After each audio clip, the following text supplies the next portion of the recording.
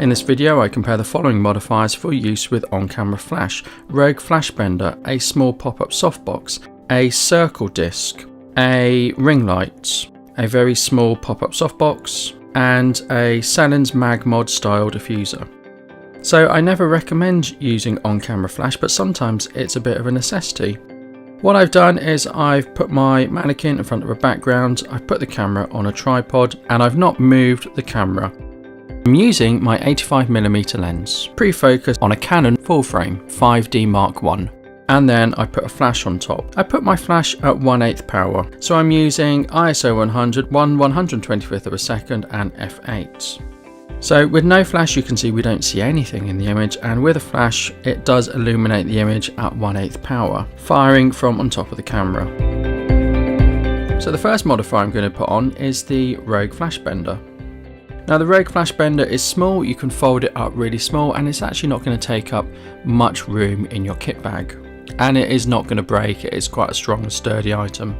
It can be bended and accommodate different shapes. So first of all, at 1/8 power, we didn't get much light on the face. So because we didn't get much power output, I've increased the power to 1/4 power for flash. And it is a brighter image at 1/4 power. And I've increased it again to half power, and we're starting to get a good, well exposed image at half power.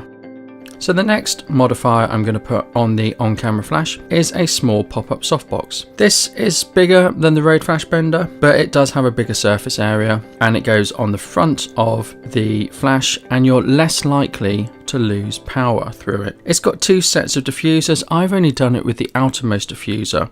I've not bothered putting the inside diffuser on. At 1/8 power, this is the exposure we get. It's a bit underexposed, and so I've gone for 1/4 power.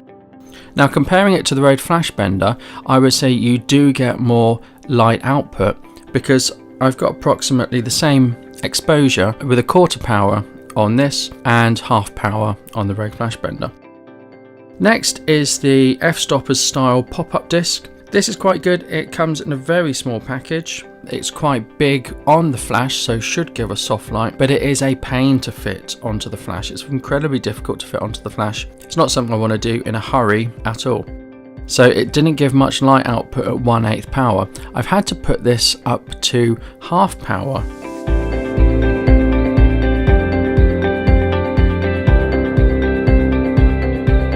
And the next modifier is a Camera Republic very small softbox.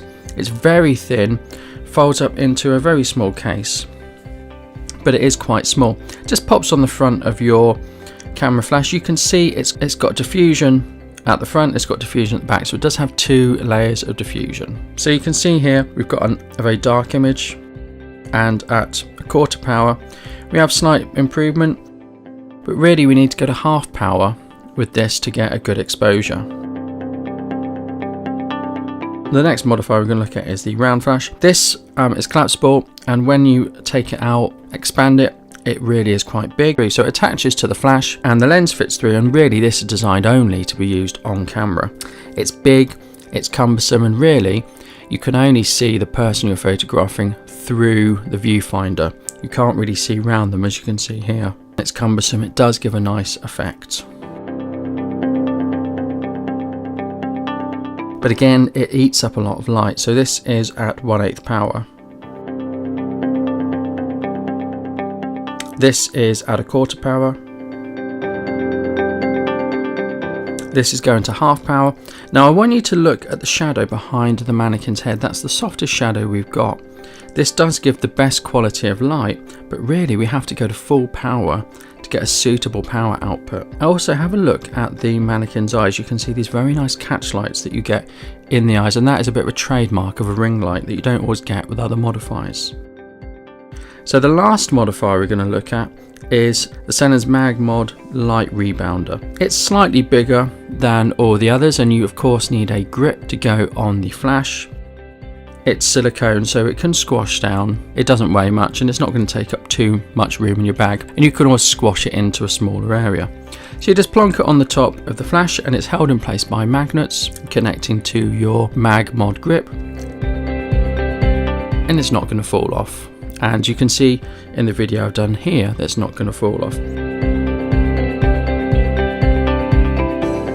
So here we have 8th power, little dark. Here we have 1/4 power. Here we have 1/2 power. And here we have full power. So which one is the best? Let's have a think about that.